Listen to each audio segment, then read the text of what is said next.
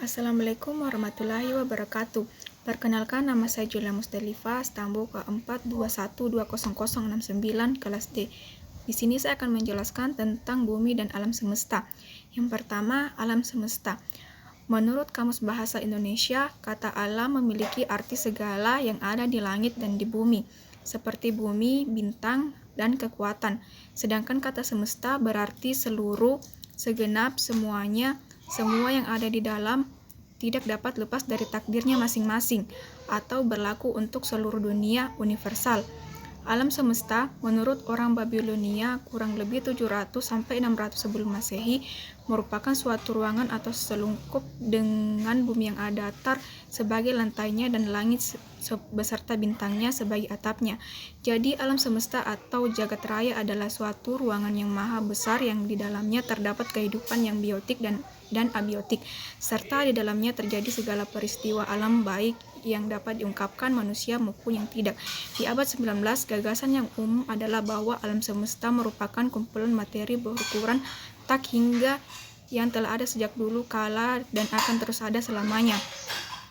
Pengertian dari alam semesta adalah ruang di mana di dalam terdapat kehidupan biotik maupun abiotik serta segala macam peristiwa alam yang dapat diungkapkan maupun yang belum dapat diungkapkan oleh manusia.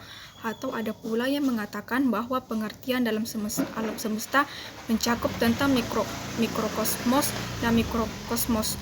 Mikrokosmos adalah benda-benda yang mempunyai ukuran sangat kecil, misal atom, elektron, sel, amuba, dan sebagainya. Sedangkan makrokosmos adalah benda-benda yang punya ukuran yang sangat besar, misalnya bintang, planet, dan galaksi. Pada awalnya, para ilmuwan astronom menetapkan bahwa manusialah yang sebagai pusat yang diberi nama teori egocentris. Setelah itu, mereka menetapkan bumi yang menjadi pusat yang ditokohi oleh Cassius Ptolemeus. Teori ini dikenal dengan geocentris. Namun setelah itu Nikos Copernicus mengungkapkan teori baru di mana matahari dijadikan pusat alam semesta, heliocentris. Namun saat ini mereka baru menyadari bahwa teori tersebut lebih cocok digalautkan pada tata surya, dan tata surya hanyalah sebagai dari galaksi, dan galaksi adalah suatu kumpulan bintang dari banyak kumpulan bintang di alam semesta. Yang kedua, bumi. Bumi adalah planet tempat tinggal seluruh makhluk hidup beserta isinya. Kira-kira 250 juta tahun yang lalu, sebagai besar kerak benua di bumi merupakan salah satu masa daratan yang dikenal sebagai Pangea. Kemudian kira-kira 200 tahun yang lalu Pangea terpecah menjadi dua besar, yaitu Laurasia yang sekarang terdiri dari Amerika Utara, Eropa, sebagian Asia Tengah, Asia Timur, dan Gondwana yang terdiri dari Amerika Selatan, Afrika, India, Australia, dan sebagai Asia lainnya.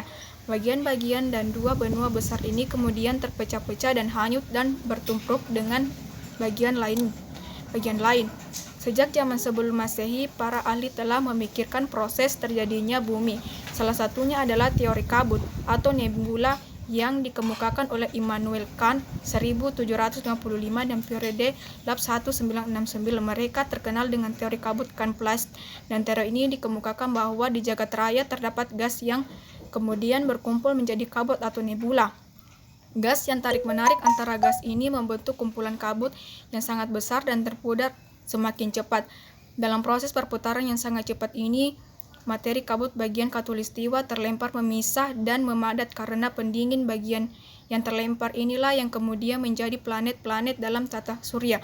Teori nebula ini terdiri dari beberapa tahap, yaitu planet, yaitu matahari dan planet-planet lainnya.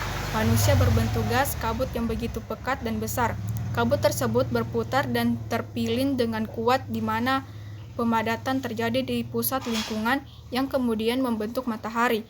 Pada saat yang bersamaan, materi lain pun tersebut menjadi massa yang lebih kecil dari matahari yang disebut sebagai planet, bergerak mengelilingi matahari.